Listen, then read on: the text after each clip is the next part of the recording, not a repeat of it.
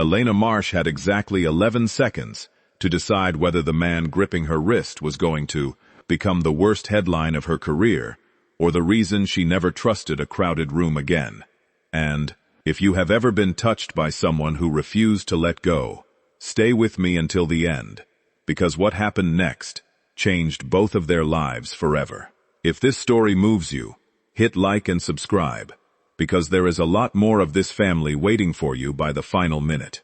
She was 32 years old, the youngest CEO in the history of Marsh Robotics, and she had built a reputation on being untouchable. Not cold, untouchable. There was a difference, and she had learned it the hard way, watching men circle her like she was a merger waiting to happen, rather than a woman standing in a room. Every gala, every fundraiser, every glittering charity dinner in the city brought the same parade of suitors with the same hunger behind their eyes. Not for her, never for her, but for the 11-figure company that carried her last name on the door. She had stopped expecting anything different a long time ago. That was why, on the night of the Hendricks Foundation Gala, she almost didn't for. When Victor Cole's hand closed around her wrist, like a vice disguised as a compliment. Victor was a bored investor, the kind of man who wore his money the way other men wore cologne. So, much of it you could smell him coming. He had cornered her near the dessert table, wine already loosening his grip on manners he never really had, and when she tried to step past him with a polite excuse, he had pulled her back. "You don't get to walk away from me, Elena," he said, smiling with all his teeth. "Not when I'm the reason your quarterly numbers don't look like a joke." She kept her voice even, the way she had trained herself to since she was 26, and first learned that panic was a currency men loved to spend against her. "Let go of my arm, Victor." He didn't. If anything, his fingers tightened, and for the first time in years, Elena felt something she despised admitting to herself. Fear, small and sharp, right under her ribs. That was the exact moment a man in a plain gray uniform, carrying a folded stack of linen napkins, set the stack down on the nearest table and stepped between them, like he had been asked to. "She said let go," the man said. His voice wasn't loud. It didn't need to be. Victor turned, taking in the uniform, the scuffed boots, the name badge that read J. Turner, Facilities, and he laughed the particular laugh of a rich man who has never once been told no by someone who couldn't afford to lose their job over it. "This isn't your business, buddy. Go refill the ice." "It became my business the second I saw your hand on her arm," Jake Turner said. He didn't raise his fists. He didn't raise his voice. He simply stood there, immovable, until Victor's grip finally slipped away from Elena's wrist, more from the weight of the silence around them than from any threat Jake had made. Victor straightened his jacket, muttered something about people who didn't know their place, and stalked off toward the bar, already searching the room for someone to complain to. Elena stood there, rubbing the red marks fading from her wrist, staring at the man in the gray uniform who had already picked the napkins back up, like nothing unusual had happened. "Thank you," she said. "You don't have to thank me for that," Jake answered, not quite meeting her eyes. "Anyone would have done it." "No," she said, and something in her voice made him finally look up. They wouldn't have. He was maybe 34, she guessed, with the kind of tired handsomeness that came from working through exhaustion instead of around it. Short, dark brown hair, a faint shadow of stubble along his jaw, tan skin that spoke of long hours outdoors before whatever brought him inside these walls, and eyes that were kind in a way she hadn't seen directed at her in a very long time, because they weren't looking at her company. They were just looking at her. "You work for the foundation?" she asked. "Contracted through a facilities company, setup and breakdown, mostly. I should get back to it." He gave her a small nod and turned to leave, and Elena, who had not chased anyone in her adult life, found herself asking his name before he could disappear into the kitchen doors. "Jake," he said simply. "Jake Turner." She didn't know, standing there in her tailored emerald gown with her pulse still uneven, that Jake Turner went home that night, to a one-bedroom apartment above a laundromat, where his 6-year-old daughter Lily was waiting up past her bedtime with a coloring book and a question that broke his heart a little more each time she asked it. When is Mommy coming home? 2 years since the accident that took his wife Sarah, and he still didn't have an answer that didn't make his daughter cry. He worked the gala shift because it paid better than his daytime warehouse job, and he needed both to keep Lily in the after-school program at her elementary school. The one with the good teacher who understood that some 6-year-olds carried more grief than kids, twice their age. Elena, for her part, went home to a penthouse that overlooked the river and sat by the window for an hour, unable to stop thinking about the calm certainty in a stranger's voice. She told herself it meant nothing. She told herself the same thing 3 days later, when she found an excuse, a legitimate one. She insisted to her assistant, Marcy, who raised an eyebrow anyway, to have Marsh Robotics host its annual employee appreciation dinner at the same venue, catered by the same facilities company. She told herself it meant nothing when she recognized Jake immediately among the staff, carrying folding chairs, and when she made a point of thanking every worker personally that evening, lingering only slightly longer near him. "You're everywhere lately," Jake said, the corner of his mouth lifting, the first hint of a smile she'd seen from him. "Small city," Elena said. "It's not, actually. It's a very big city. Then I suppose I'm just lucky." He laughed, a real laugh, surprised out of him, and something in Elena's chest loosened, for the first time in longer than she could remember.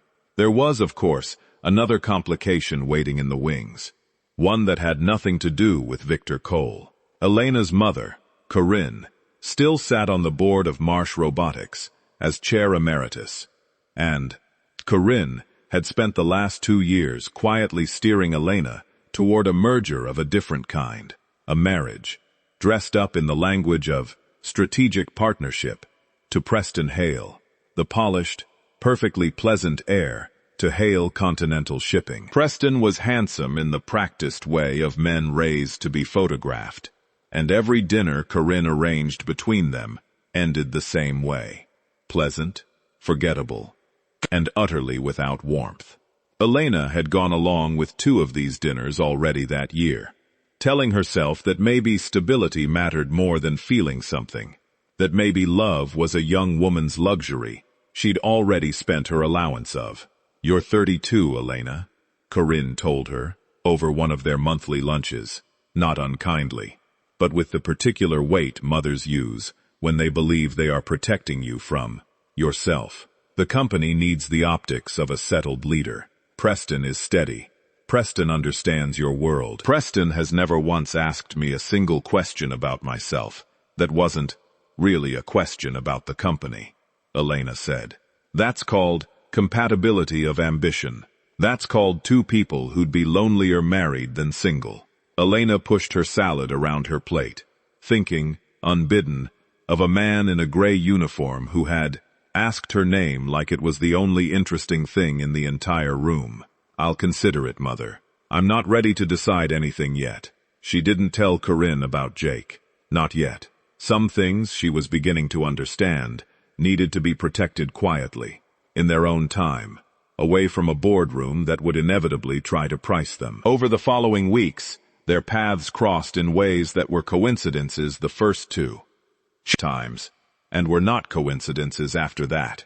She learned, slowly, in fragments he didn't offer easily, that Jake had once been on track to become a structural engineer before Sarah's diagnosis drained their savings, and then took her anyway, leaving him with a mountain of medical debt, a daughter who needed him more than any degree ever would, and a quiet pride that made him flinch every time someone offered him help he hadn't asked for. She learned about Lily by accident, when Jake's phone rang during a rare quiet moment near the loading dock, and his whole face transformed, softened, brightened, ached, the moment he heard his daughter's voice asking if he could come to her class fish funeral tomorrow because Mr. Bubbles had died, and everyone was very sad. "I'll be there, Munchkin," he told her, and Elena had to look away because watching a grown man promise a 6-year-old he would show up for a goldfish's funeral undid something in her she didn't have a name for yet. "You're a good father," she said when he hung up. "I'm trying to be," Jake said. "Some days that's all I've got. Trying. That's more than most people manage." He studied her for a long moment. "Can I ask you something? Why does someone who runs a company with skyscrapers named after her family keep showing up at facility crews' loading docks?" Elena considered lying. She considered a dozen smooth deflections she had used on men for years. Instead, she told him the truth. "Because you're the first person in 5 years who's talked to me like I'm not a balance sheet." Jake didn't say anything clever back. He just nodded, like he understood exactly what that kind of loneliness cost a person, because he carried his own version of it. The loneliness of being invisible to a world that only noticed men like him when something needed fixing or carrying. It would have been easy, in a different story, for this to become simple. It did not stay simple for long. Victor Cole did not forget the humiliation of being put in his place by a man in a facilities uniform in front of half the city's elite. He began asking questions, and it did not take him long to learn Jake's name, his daughter's school, and the exact company that contracted his shifts. He made a single phone call to a business partner who happened to own that company, framed as concern about unprofessional conduct toward a guest. And within a week, Jake found himself sitting across from a supervisor who wouldn't meet his eyes, being told his contract wouldn't be renewed. He didn't tell Elena right away. Pride again. The same pride that made him decline every invitation to her side of the city. The same pride that made him quietly return the extravagant gift basket she once sent Lily, with a short, careful note. "We don't need charity. We're doing fine." Some nights, after Lily was finally asleep, Jake sat alone at the kitchen table, with the bills spread out in front of him like a losing hand of cards, running numbers that never quite added up, no matter how many times he reordered them. He thought about Sarah more on those nights than any others. Not the sickness, not the hospital, but the version of her from before, laughing in their first apartment, telling him that whatever happened, they'd figure it out together, the two of them against anything the world tried to throw at them. He wondered, some nights, what she would think of him now. A man who'd once had blueprints for bridges, rolled up in a cardboard tube in the closet, reduced to counting out exact change for a gallon of milk. He never let himself wonder it for long. Lily needed a father who believed things would work out, even on the nights he didn't quite believe it himself. But fine unraveled fast without the second income. The warehouse job alone couldn't cover rent, Lily's after-school program, and the payments still bleeding out of him for Sarah's final hospital bills.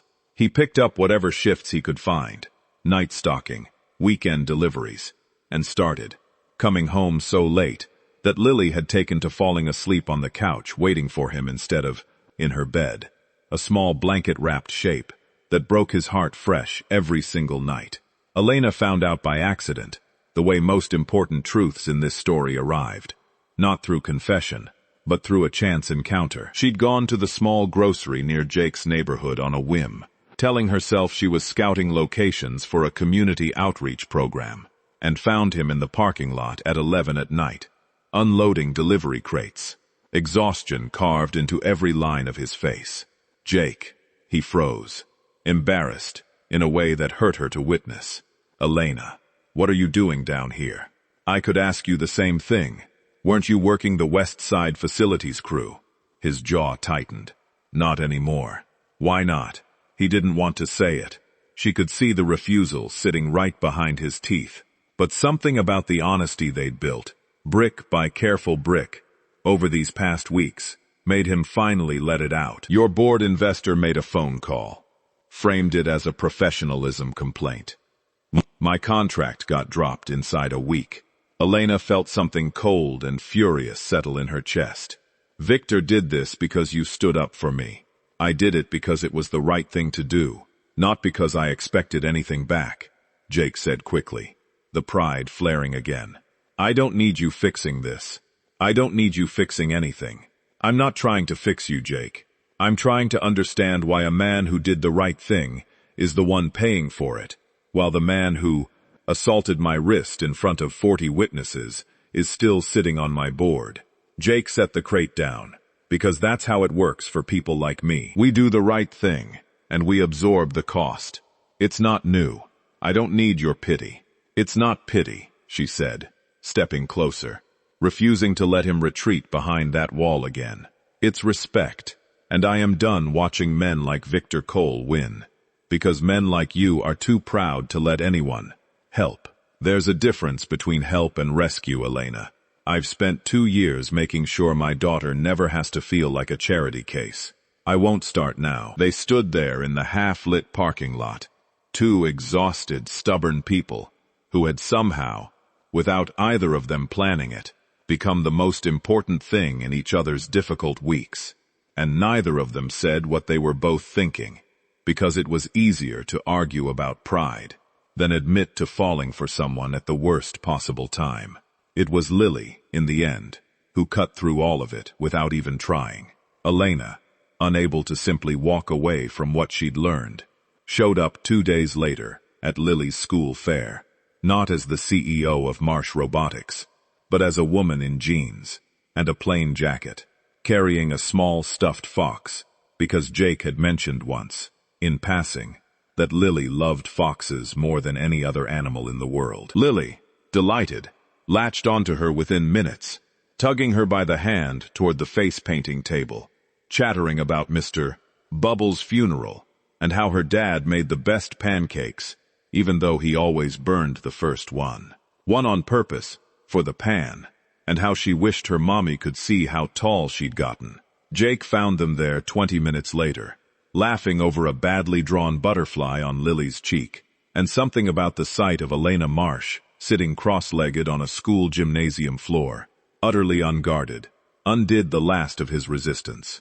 "You didn't have to come," he said quietly, once Lily had run off toward the cupcake table. "I wanted to," Elena said. "Jake, I need you to hear something, and I need you to actually let yourself believe it. What you did for me that night wasn't a mistake, and it isn't something you should be paying for with your daughter's stability. I'm not offering you charity. I'm offering you a job, a real one, structural consulting for our new logistics facility, based on the degree you never got to finish and the years of experience you already have. You'd be paid what the position is worth, not a cent more, because you'd earn every bit of it. Elena, let me finish. I'm also telling my board tomorrow morning that Victor Cole assaulted an employee's wrist at a company-adjacent event and then retaliated against the man who stopped him. That's not about you and me. That's about right and wrong. And I should have said it out loud the night it happened instead of waiting until it cost you your paycheck." Jake was quiet for a long moment, watching his daughter clutch a stuffed fox across the gymnasium, laughing without a shadow of grief on her face, for the first time in longer than he could remember.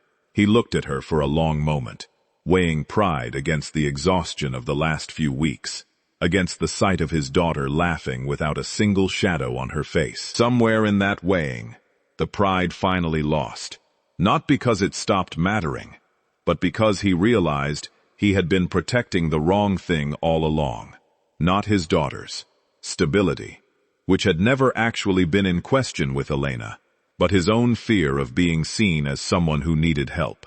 "Okay," he said finally. "The job. I'll take the interview. Fair and square. No favors.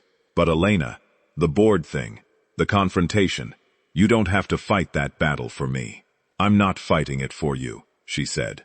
"I'm fighting it because I'm done pretending Victor Cole's money makes his behavior acceptable. You just happened to be standing there the night I finally ran out of patience." The board meeting, when it came, was not the quiet, tasteful affair Marsh Robotics usually held. Elena stood at the head of the table and laid out, in careful, documented detail, exactly what Victor Cole had done: the wrist, the witnesses, the retaliatory phone call that cost a working father his contract for the crime of protecting her. She watched 3 board members shift uncomfortably, and one clear ally, an older woman named Diane, who had mentored Elena since her 20s, nod slowly along. Victor tried to laugh it off, called it an exaggeration, called Jake some contractor with a grudge. And it was Diane who finally cut through the room with a question that ended the meeting before it truly began. Victor, are you telling this board that grabbing our CEO hard enough to leave a mark in front of 40 guests is something we should simply overlook because the man who stopped you empties trash bins for a living? Victor Cole was removed from the board within the month. Marsh Robotics issued no public statement because Elena had never wanted revenge dressed up as justice. She wanted the quiet, permanent kind, the kind that didn't need an audience to be real. Corinne, predictably, was harder to convince than the board had been. She summoned Elena to her townhouse the week after Victor's removal, sat her down across from a cold cup of tea, and asked, in the flat voice she reserved for things she already suspected were true, whether the rumors about a facilities contractor were accurate. His name is Jake, Elena said. And yes, Elena, you cannot be serious. A man who empties trash bins for a living. A man who stood between me and Victor Cole while 3 board members watched and did nothing, Elena said.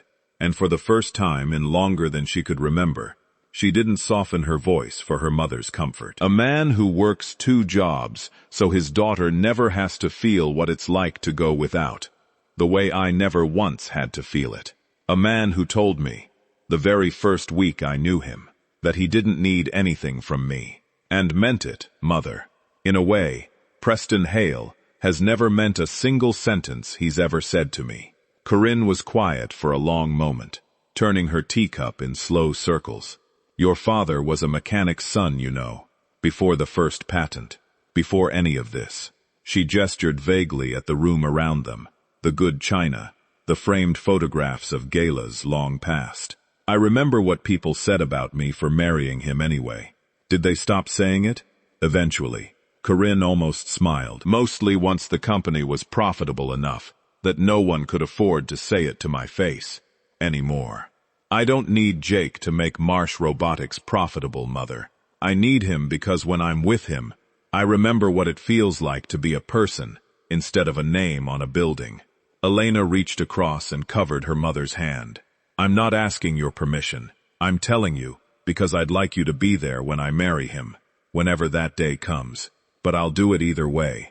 Corinne exhaled, long and slow, the sound of a woman setting down an old argument she no longer had the heart to keep carrying. Bring him to dinner, properly this time. And Elena, bring the little girl too. I hear she likes foxes. Elena laughed, surprised into it, and felt something settle in her chest that had been unsettled since she was 26 years old. Jake took the consulting position 3 weeks later, earned entirely on the strength of his own portfolio and a technical interview. 2 engineers later admitted the Geist, without a single soft question thrown his way. He moved Lily into a small house with an actual yard, close enough to her school that she could walk with the neighbor kids. And for the first time in 2 years, he stopped flinching every time an unexpected bill arrived in the mail. He and Elena took their time, neither of them in a hurry, to turn something honest into something rushed. There were dinners that were just dinners, walks that were just walks, evenings spent at his kitchen table doing Lily's homework together while Elena, CEO of a billion-dollar robotics company, struggled genuinely and hilariously with second-grade math, until Lily started correcting her with the smug confidence only a 7-year-old can manage. It was Lily, again, who said the thing neither adult had worked up the courage to say. 6 months after the gala, at a small birthday dinner in the house with the yard, she looked between them with the plain, devastating honesty of a child, and asked, "Are you going to be my other mom now?" Jake nearly choked on his water. Elena went very still. "Lily," he started. "It's okay if you're not," Lily said, unbothered, already reaching for more cake. "I just wanted to know so I could tell my teacher." Elena laughed, a real, unguarded laugh, the kind she hadn't allowed herself in the company of another adult in years, and reached across the table for Jake's hand. "Ask me again in a year, Lily. I have a feeling the answer's going to be yes. Ask." Jake looked at her like a man who had spent 2 years bracing for every good thing to be taken away, slowly allowing himself to believe that this one might actually be allowed to stay. There is a particular kind of love that doesn't announce itself with fireworks. It shows up in gray uniforms at charity galas, in the steady grip of a hand that refuses to let go of what's right, even when it costs everything. In a father who burns the first pancake on purpose so his daughter never has to eat a bad one. And in a woman powerful enough to fire an entire board, but humble enough to sit cross-legged on a tar gymnasium floor for a little girl who just wanted someone to admire her butterfly. Elena Marsh had spent years being chased by men who wanted her name on their arm and her company on being in, and their resume. It took a poor single dad with nothing to offer but his integrity to teach her that the only thing worth chasing was a life built on people who showed up for the goldfish funerals, for the second-grade math homework, for the wrist someone else refused to let go of. And Jake Turner, who had once believed the world only rewarded men who already had everything, learned that sometimes the right thing you do, without expecting anything back, is exactly the truth. Imral's men, without expecting anything back.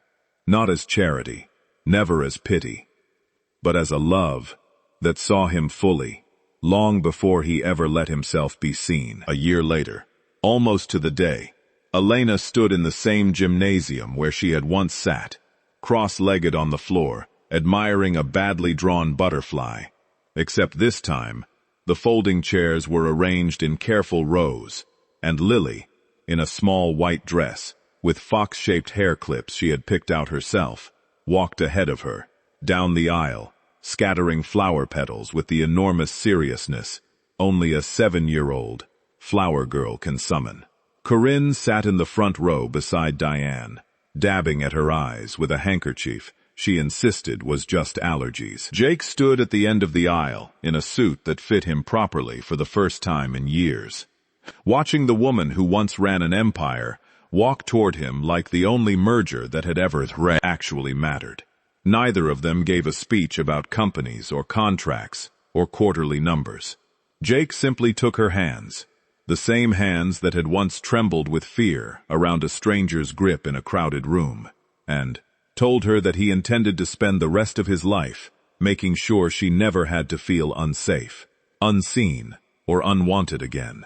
Not because he had anything to offer but himself, but because he had learned, the hard way, that sometimes that was exactly enough. If this story reminded you that kindness still matters more than money, don't forget to like this video, subscribe for more stories just like it, and tell us in the comments which moment hit you the hardest.